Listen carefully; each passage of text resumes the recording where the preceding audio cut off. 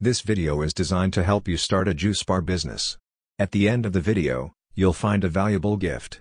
It's a juice bar business plan that you can download, and will lay down for you, step by step, everything you need to know to start a successful juice bar business of your own. If you are new to this channel, make sure to hit the subscribe button for more videos like this. There are two types of juice bar locations: the small cafe type, permanent, and the street food type, mobile. Anyway, a juice bar is a small place, and the concept implies a wide range of drinks, and a couple food items, so both these types are pretty similar. When there are cakes, chocolate, coffee, a juice bar turns into a slightly different type of business. A mobile truck is the perfect business idea for summer. The main thing is that it is supplied with electricity, for the juicers and refrigerators. To start a juice bar business is a good idea all year round, unless it's a kiosk in the open air.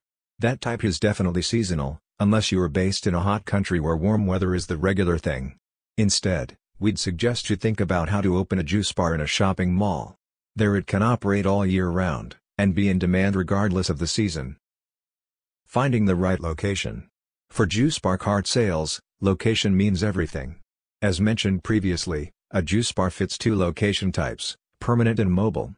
In the first case, there is no need to purchase a cart and deal with unexpected rain. And with a business at a permanent location, you can build development strategies and predict how many ingredients you'll need on a day-to-day basis. Owning a mobile cart, you are not usually bothered with utilities and the monthly rent, and you can always move to another place the next day, if sales aren't good today. There are pros and cons for both location types, so the decision depends on your preferences and expectations. Together with every restaurant, bar, and cafe, a juice bar needs to be located in a crowded place with high foot traffic. First, you need to start by defining your target audience. Freshly squeezed juices and smoothies are quite pricey, so don't target people who can't afford your product. You can lease a 4 to an 8 square meter kiosk in a shopping mall, maybe in an airport, or a massive health club. People would love a glass of fresh juice during a shopping session or after a workout, so starting your own juice bar in a gym is a pretty good idea. To develop your brand and recognition, you could take part in local exhibitions, food and music festivals, sports events, and fairs. This way you'll get a stable income, and payback will depend solely on the quality of the service you provide, and the initial investments. Do research to figure out if there are direct competitors in your area, and in the city in general. Since the product is highly specific, 2 juice bars in one shopping mall are still okay, but 2 bars beside each other could be a problem. Sharing a target audience, you will lose customers and income, and one of the 2 businesses will fail one way or another. If you are ready to fight for your place in the sun, by providing high-quality products and service, you should give this location a try. But if this is your first business, then it's better not to take chances. Instead, open a juice bar in an area with low competition. Creating a menu. A juice bar menu depends, in the first place, on the concept. The base stays the same, fresh juice and smoothies, while the unique part depends on you and your imagination. To expand the range, you can add milkshakes, tea, coffee, fresh lemonade, new mixes and unique combinations. And who knows, maybe you will become the founder of a new trend in the world of juices and run a successful franchise. The introduction of any of these positions will entail additional investments, equipment, staff training, storage and product supply.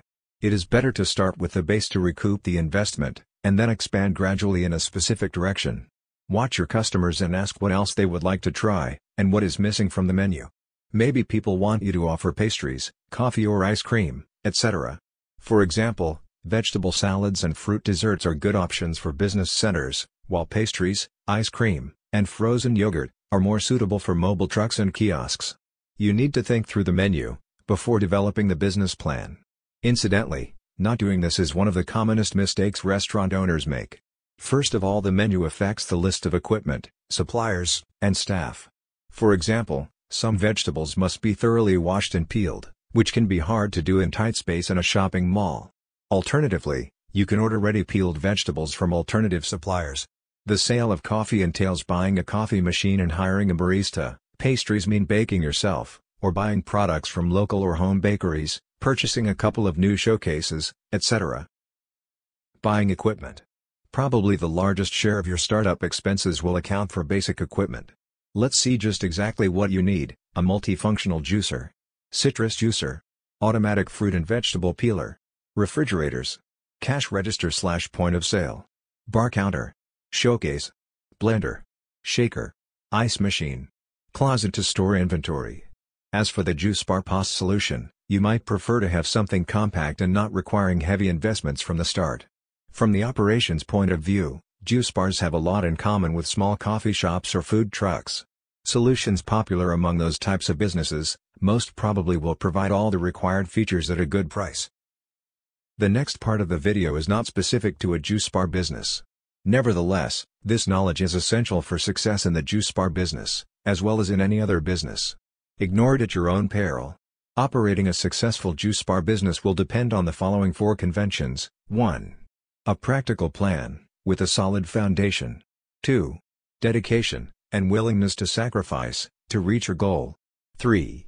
Technical skills. 4. Basic knowledge of management, finance, record keeping and market analysis. As a new owner, you will need to master these skills and techniques if your business is to be successful. Finding a niche. Small businesses range in size from a manufacturer, with many employees, and millions of dollars in equipment, to the lone window washer, with a bucket and a sponge. Obviously, the knowledge and skills, required for these two extremes, are far apart, but for success they have one thing in common. Each has found a business niche, and is filling it. The most critical problems you will face, in your early planning, will be to find your niche, and determine the feasibility of your idea.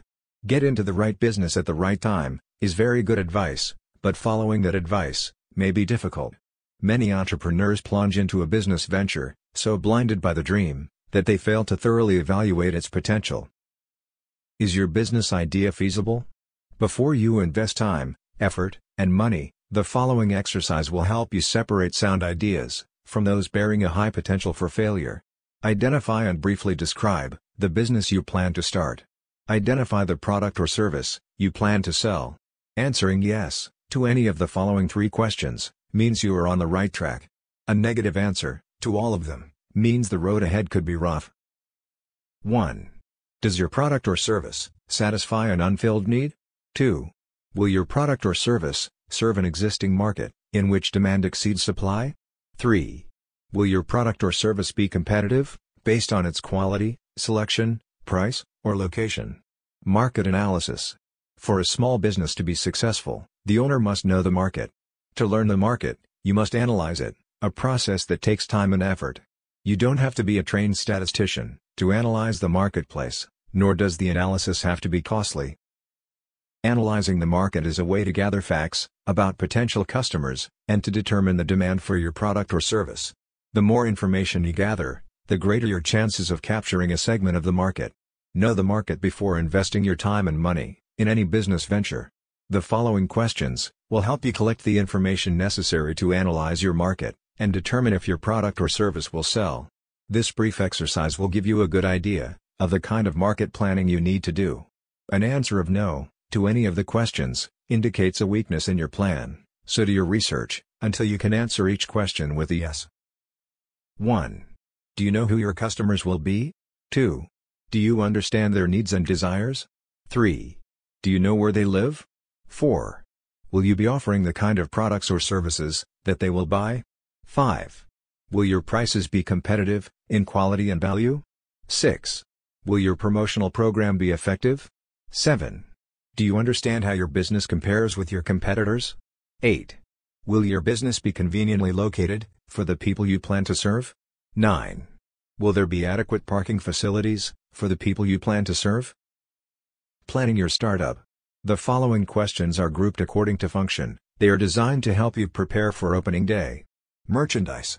Have you decided what items you will sell or produce, or what services you will provide?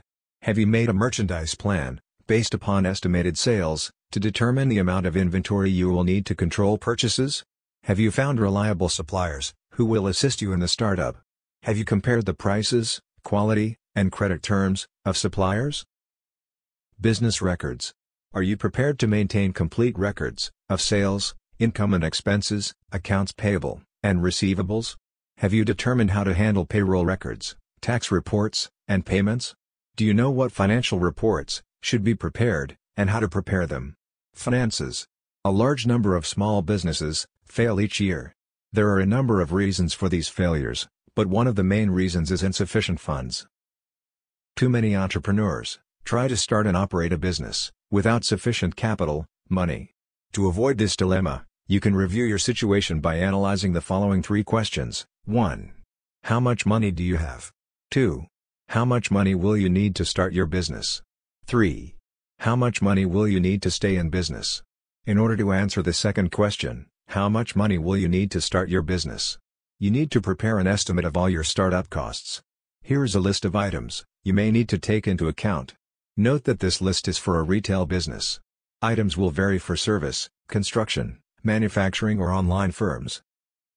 Decorating and remodeling, fixtures and equipment, installing fixtures and equipment, services and supplies, beginning inventory cost, legal, professional fees, licenses and permits, telephone utility deposits, insurance, signs, advertising for opening, unanticipated expenses. Now, the answer to the third question, how much money will you need to stay in business? Must be divided into 2 parts, immediate costs, and future costs. From the moment the door to your new business opens, a certain amount of income may come in. However, this income should not be projected in your operating expenses. You will need enough money available to cover costs for at least the first 3 months of operation. The following list will help you project your operating expenses on a monthly basis. Typical expenses for 1 month may include your living costs, employee wages, rent, advertising, supplies, utilities, insurance, taxes, maintenance, delivery, transportation, miscellaneous. Now sum up the total estimated monthly expenses and multiply it by 3. This is the amount of cash you will need to cover operating expenses for 3 months. Deposit this amount in a savings account before opening your business. Use it only for those purposes listed in the above list, because this money will ensure that you will be able to continue in business during the crucial early stages. By adding the total startup costs to the total expenses for 3 months, you can learn what the estimated costs will be to start and operate your business for 3 months. By subtracting the totals of the lists from the cash available, you can determine the amount of additional financing you may need, if any. Now you will need to estimate your operating expenses for the first year after startup. The first step in determining your annual expenses is to estimate your sales volume, month by month. Next, determine the cost of sales. You may want to use a spreadsheet to do this. After startup, the primary source of revenue in your business will be from sales, but your sales will vary from month to month because of seasonal patterns and other factors. It is important to determine if your monthly sales will produce enough income to pay each month's bills. An estimated cash flow projection will show if the monthly cash balance is going to be subject to such factors as the following: failure to recognize seasonal trends, excessive cash taken from the business for living expenses, too rapid expansion, and slow collection of accounts if credit is extended to customers. Conclusion: if you have carefully answered all the questions in this video, you have seriously thought about your goal. However, there may be some things you may feel you need to know more about. Owning and running a juice bar business is a continuous learning process. Research your idea, and do as much as you can, yourself, but don't hesitate to seek help from people who can tell you what you need to know. As we conclude this video, it's time you get your free Juice Bar Business Plan gift. Go to the description below this video to get it now.